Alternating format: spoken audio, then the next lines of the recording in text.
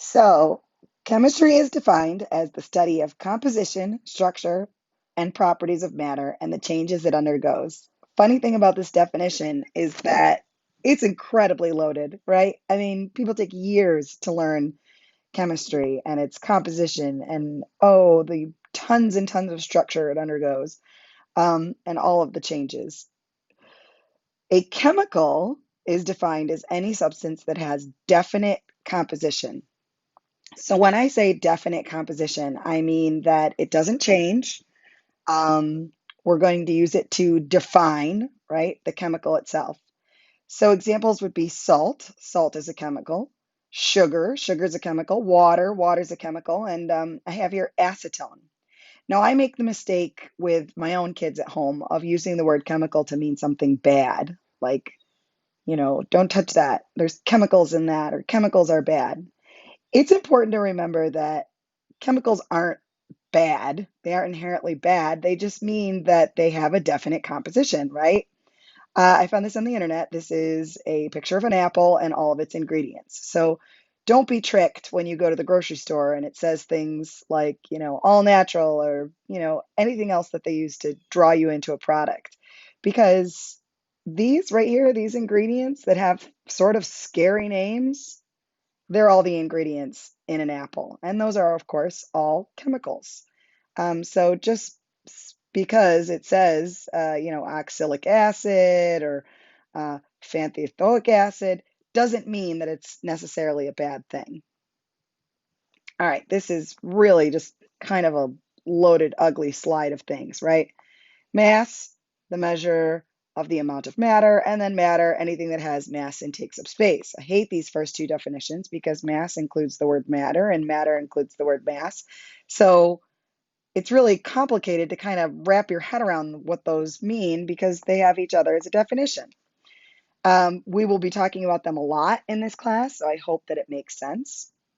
Atoms are, of course, the smallest unit of an element that maintains the properties of that element. Gold is the color of gold, no matter if it's one atom or, you know, millions and millions of atoms.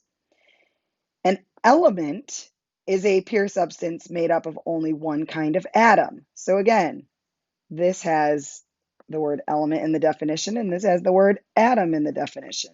So those also can be tricky to wrap your head around. And the last definition I've got would be compounds. Now, the difference between an element and a compound are going to become really important to us. So make sure you understand elements are a pure substance. It turns out that compounds are also a pure substance. And I don't have that written, but it's important to remember. Elements are one kind of atom, and compounds are made from two or more kinds of atoms. Examples of elements: carbon, nitrogen, anything that's on the periodic table, right?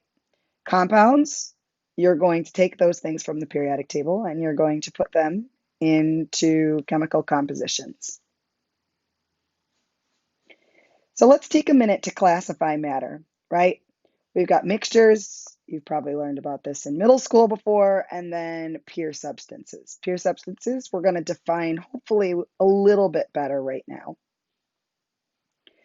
Mixtures are a blend of two or more things not chemically combined. And that's the big thing, right? They can be separated by physical means. We're going to talk about chemical and physical, changes in chemical and physical characteristics. So it's important to remember this information about mixtures. A homogeneous mixture, homo means same.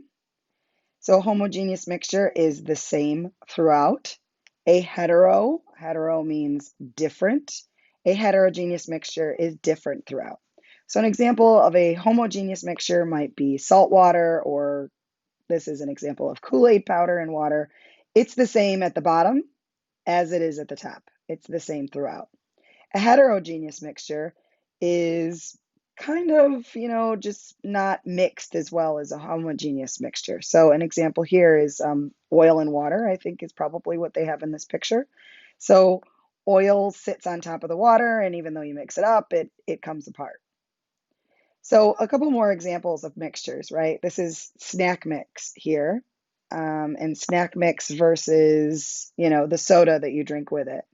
So snack mix would be a heterogeneous mixture, right? It's not the same throughout. If you go in with your finger and you grab just one piece of the snack mix, it might be a pretzel or a Cheez-It or whatever these things that are delicious that I love. So that's a heterogeneous mixture. And over here, this is a homogeneous mixture, right? It's got sugar and water and flavoring, and it actually even has the gas carbon dioxide, and it's all mixed throughout. So it doesn't matter if your straw is at the top or your straw is at the bottom, or you drink from the top or the bottom, it's all going to be the same. So that's why this is a homogeneous mixture.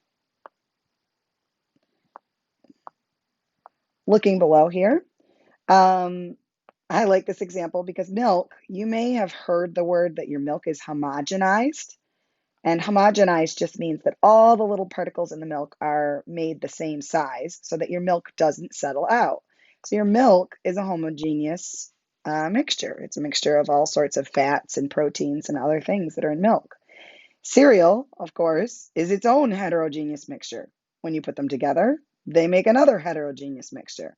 The bottom of the cereal is not the cereal bowl is not the same as the top of the cereal bowl. Now, I really like this because this is important to remember. The word homogeneous and heterogeneous are not something that is just black and white. You can't say this is for sure homogeneous or this is for sure heterogeneous. And here's a great example. If we have a container of blood, if you were to look at blood, you would think to yourself, well, blood is for sure homogeneously mixed, right? You've got, blood at the bottom here is the same as the blood at the top, and it's all homogeneously mixed. However, if you were to look at this a little bit closer and you were to magnify in to just one tiny spot in that blood, you would see maybe just like a couple white blood cells, many platelets, lots of red blood cells, and plasma, right? So if you look up close, it all of a sudden becomes heterogeneously mixed.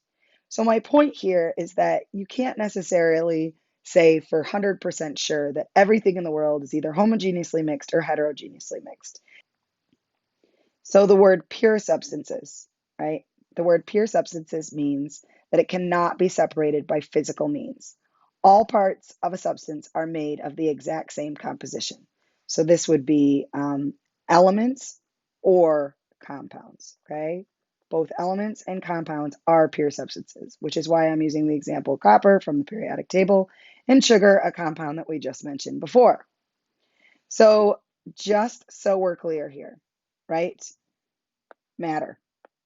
Matter can be composed of two different types, right? We have mixtures versus pure substances.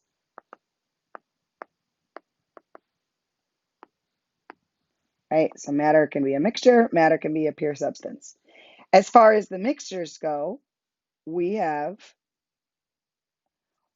homogeneous right here, versus heterogeneous. And I'm sorry that this is covering it up, but homogeneous mixtures are the same throughout, and heterogeneous mixtures are different. So in this case, I've got a homogeneous mixture is lemonade. A homogeneous mixture is oil and water. Now, you could argue that lemonade can be slightly heterogeneously mixed, and you might need to shake it if there's chunks of lemon in it. That's what I was just talking about. It's not something that you can say for sure. Pure substances can either be elements, and in this case, I've got graphite. Graphite is made of pure carbon, or compounds. And compounds are things that are made of one or more elements. And in this case, I've got water, right? So matter, mixtures versus pure. Mixtures are homogeneous versus heterogeneous. Pure substances are elements or compounds.